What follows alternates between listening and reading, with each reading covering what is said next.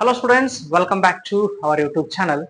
So ಇವತ್ತಿನ ಈ ವಿಡಿಯೋದಲ್ಲಿ ನಾವು ಯಾವ ಟೆಸ್ಟ್ ಅನ್ನ ಮಾಡ್ತಾ ಇದೀವಿ ಅಂತಂದ್ರೆ ಪ್ರೋಟೀನ್ ಟೆಸ್ಟ್ ಅನ್ನ ಮಾಡ್ತಾ ಇದ್ವಿ. ಅಂದ್ರೆ ಯೂರಿನ್ ಒಳಗಡೆ ಪ್ರೋಟೀನ್ ಅನ್ನ ಯಾವ ತರ ಎಕ್ಸಾಮಿನೇಷನ್ ಮಾಡಿ ಕಂಡು ಹಿಡಿತೀವಿ ಅನ್ನೋದನ್ನ ಮಾಡ್ತಾ ಇದ್ವಿ.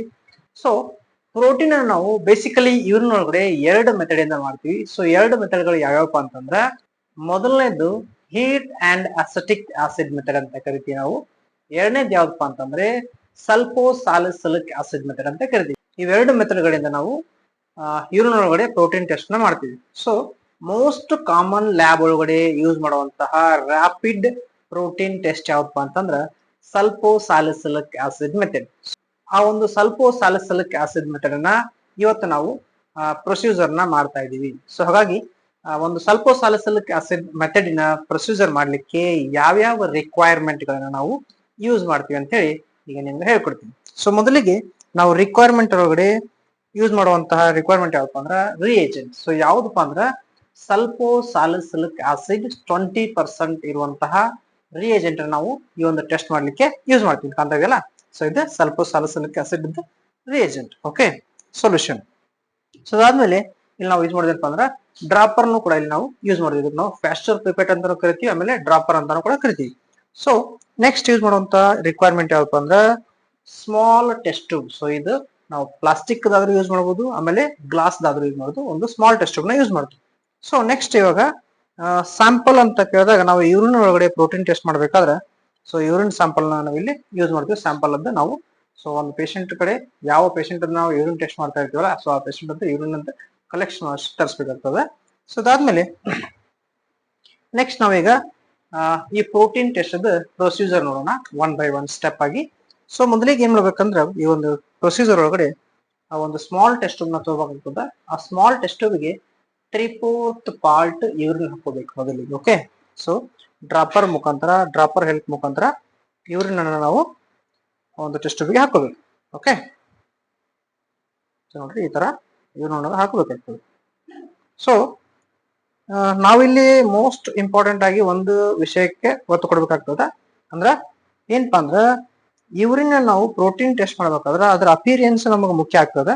ಸೊ ಅಪಿರಿಯನ್ಸ್ ಏನಾದ್ರು ಮೊದಲೇ ಟರ್ಬಿಡಿಟಿ ಇತ್ತಂದ್ರ ಅಥವಾ ಮೊದಲೇ ಟ್ರೆಸ್ ಇತ್ತಂದ್ರ ಅಥವಾ ಅದೇನಾದ್ರು ನಮ್ಗೆ ಅಪಿರಿಯನ್ಸ್ ಟರ್ಬಿಡಿಟಿ ಕಾಣ್ತಾ ಇತ್ತಂದ್ರೆ ಅದನ್ನ ನಾವು ಸೆಂಟ್ರಿಫ್ಯೂಸ್ ಮಾಡ್ಬೇಕಾಗ್ತದೆ. ಸೊ ಸೆಂಟ್ರಿಫ್ಯೂಸ್ ಮಾಡ್ಕೊಂಡು ಅಲ್ಲಿ ಬರುವಂತಹ ಸೂಪರೆಂಟ್ ಸ್ಯಾಂಪಲ್ ಅನ್ನ ನಾವು ಟೆಸ್ಟ್ ಟ್ಯೂಬ್ ಒಳಗಡೆ ಹಾಕೊಂಡು ಅದನ್ನ ಪ್ರೋಟೀನ್ ಟೆಸ್ಟಿಗೆ ರನ್ ಮಾಡ್ಬೇಕಾಗ್ತದೆ. ಸೊ ನಾವು ಮೊದಲೇ ಅದು ಟರ್ಬಿಡಿಟಿ ಇತ್ತಂದ್ರೆ ಅದನ್ನೇನಾದ್ರು ಯೂಸ್ ಮಾಡಿದ್ವಿ ಅಂದ್ರೆ ಅಲ್ಲೇನಾಗುತ್ತಂದ್ರೆ ಅದ್ರೊಳಗಿರುವಂತ ಟ್ರೇಸ್ ಅಥವಾ ಅದರೊಳಗಿಂತ ಟರ್ಬಿಡಿಟಿ ಆ ಒಂದು ರಿಸಲ್ಟ್ ವೇರಿಯೇಷನ್ ಆಗ್ತದೆ. ಸೊ ಹಾಗಾಗಿ ಏನಾದ್ರು ಮೊದಲೇ ಟರ್ಬಿಡಿಟಿ ಏನಾದ್ರು ಯೂರಿನ್ ಇತ್ತಂದ್ರೆ ಪೇಷಂಟ್ ಮೊದಲಿಗೆ ತಂದಾಗ ಅದನ್ನ ಸೆಂಟ್ರಿಫ್ ಯೂಸ್ ಮಾಡಿ ಅದನ್ನ ಕ್ಲಿಯರ್ ಮಾಡ್ಕೊಂಡು ಆಮೇಲೆ ಟೆಸ್ಟ್ ನ ರನ್ ಮಾಡೋದು best option. So in case ಅದು ನಾವು heat and acetic acid test ಮಾಡ್ಬೇಕಾದ್ರೆ ಆಯ್ತು, ಸಲ್ಫೋಸಾಲಿಸಿಲಿಕ್ ಆಸಿಡ್ ಟೆಸ್ಟ್ ಮಾಡ್ಬೇಕಾದ್ರೆ ಆಯ್ತು, ಎರಡು ಮೆಥಡ್ ಮಾಡ್ಬೇಕಾದ್ರೆ ಆ ತರ ಅದನ್ನ ಸೆಂಟ್ರಿಫ್ ಯೂಸ್ ಮಾಡ್ಕೊಂಡು ಮಾಡೋದು ಬೆಸ್ಟ್ ಆಪ್ಷನ್. ಸೊ ಇವಾಗ ನೆಕ್ಸ್ಟ್ ಏನ್ ಮಾಡ್ತಾ ಇದೀವಿ ಅಂದ್ರೆ ನಾವು ಈಗ ನಾನು ಯೂರಿನ್ ಅನ್ನ ಹಾಕೊಂಡೆ ಡ್ರಾಪರ್ ಮುಖಾಂತರ 3/4 ಪಾರ್ಟ್ ಈ ತರ. ಸೊ ಇದಕ್ಕೆ ಏನ್ ಮಾಡ್ಬೇಕಂದ್ರೆ ನಾವು ಒಂದು 4 to 8 ಡ್ರಾಪ್ಸ್ ಸಲ್ಫೋಸಾಲಿಸಿಲಿಕ್ ಆಸಿಡ್ ನ ಈ ಒಂದು ಟೆಸ್ಟ್ ಟ್ಯೂಬ್ಗೆ ಹಾಕೋಬೇಕು. ಓಕೆ, ಸ್ಲೋ ಆಗಿ ಎಡಿಷನ್ ಮಾಡ್ತಾ ಇರಬೇಕು. ಸೊ ಇಲ್ಲಿ ಕಾಣ್ತಾ ಇದೆಯಲ್ಲ ಈ ತರ.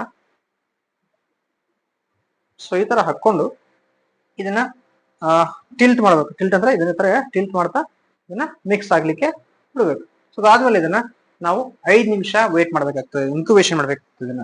ಓಕೆ, ಸೊ ಇಲ್ಲಿ ಇನ್ಕ್ಯುಬೇಷನ್ ಮಾಡ್ಲಿಕ್ಕೆ ಇಡ್ತೀನಿ.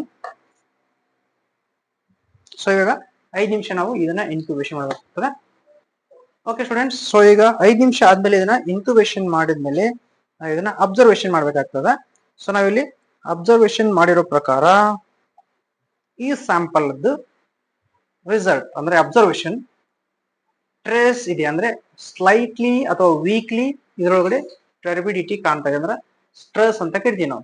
ಸೊ ಇದನ್ನ ನಾವು ಗ್ರಾಜುಯೇಷನ್ ಯಾವ ತರ ಕೊಡ್ತೀವಿ ಅಂತಂದ್ರೆ ಈ ರಿಸಲ್ಟ್ ಅಬ್ಸರ್ವೇಷನ್ ಸೊ ಇಂಟರ್ಫರೆನ್ಸ್ ಅಂತ ಕರಿತೀವಿ ನಾವು. ಸೊ ಇಂಟರ್ಫರೆನ್ಸ್ ಯಾವ ತರ ಕೊಡ್ತೀವಿ ಅಂತಂದ್ರೆ ಸೊ ನಮ್ಗ ವೀಕ್ಲಿ ಅಥವಾ ಸ್ಲೈಟ್ಲಿ ಏನಾದ್ರು ಟರ್ಬಿಡಿಟಿ ಅನಿಸ್ತಂದ್ರೆ ನಾವು ಟ್ರೇಸ್ ಅಂತ ಕೊಡ್ತೀವಿ. ಸೊ ಅದಕ್ಕಿಂತ ಸ್ವಲ್ಪ ಜಾಸ್ತಿ ಏನಾದ್ರು ಇತ್ತಂದ್ರೆ ಸೊ ಇಲ್ಲಿ ನಾವು ಚಾರ್ಟ್ ಕಾಣಿಸ್ತೀವಲ್ಲ, ಈ ಚಾರ್ಟ್ ಒಳಗೆ ಕೊಟ್ಟಿದ್ದೀವಿ ನೋಡಿ.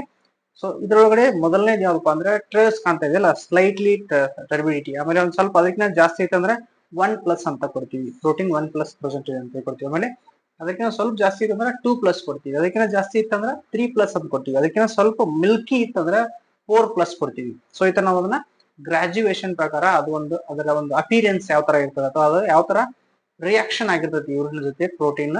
ಸೊ ಯೂರಿನ್ ಒಳಗಡೆ ಪ್ರೋಟೀನ್ ಅದರ ಮೇಲೆ ಅದರದ್ದು ಗ್ರೇಡ್ ಕೊಡ್ತೀವಿ. ಓಕೆ, ಸೊ ಈ ತರ ನಾವು ರಿಸಲ್ಟ್ ಅನ್ನ ಅಬ್ಸರ್ವೇಷನ್ ಮಾಡ್ತೀವಿ. ನಿಮಗೆ ಇಲ್ಲಿ ಒಂದಿಷ್ಟು ವೇರಿಯೇಷನ್ ತೋರಿಸ್ತೀನಿ. ಇವಾಗ ನಾನು ಆಲ್ರೆಡಿ ಒಂದಿಷ್ಟು ಪೇಷಂಟ್ ಗಳ ಸ್ಯಾಂಪಲ್ ನ ಮಾಡಿದೀನಿ. ಸೊ ಇದೇನಿದೆಯಲ್ಲ, ಇದೇನಾದ್ರು ಕಲರ್ಲೆಸ್ ಅಥವಾ ಏನಾದ್ರು ಕ್ಲಿಯರ್ ಇತ್ತು ಅಂದ್ರೆ ಇದಕ್ಕೆ ನಾವು ಆಬ್ಸೆಂಟ್ ಅಂತ ಕೊಡ್ತೀವಿ, ಪ್ರೋಟೀನ್ ಆಬ್ಸೆಂಟ್ ಅಂತ ಕೊಡ್ತೀವಿ ಅಂತ ಇದೆಯಲ್ಲ. ಸೊ ಈ ತರ ಏನಾದ್ರು ಇತ್ತಂದ್ರೆ ಈಗ ನಾವು ಪ್ರೋಟೀನ್ ಆಬ್ಸೆಂಟ್ ಅಂತ ಕೊಡ್ತೀವಿ. ಸೊ ಈಗ ಜಸ್ಟ್ ನಾನು ಏನು ಪೇಷಂಟ್ ಟೆಸ್ಟ್ ಮಾಡಿದ್ನಲ್ಲ ಅದನ್ನ ತೋರಿಸ್ತೀನಿ ನಿಮಗೆ ಇವಾಗ. ಸೊ ಈ ತರ ಕಾಣ್ತಿದೆಯಲ್ಲ, ಸೊ ಈ ತರ ಏನಾದ್ರು ಇತ್ತಂದ್ರೆ ಸ್ಲೈಟ್ಲಿ ಇದಕ್ಕೆ ನಾವು ಟ್ರೇಸ್ ಅಂತ ಕೊಡ್ತೀವಿ. ಓಕೆ, ಟ್ರೇಸ್ ಆದ್ಮೇಲೆ ನಿಮಗೆ ನಾನು 1+ ಇರುವಂತ ಸ್ಯಾಂಪಲ್ ನ ತೋರಿಸ್ತೀನಿ ಇವಾಗ.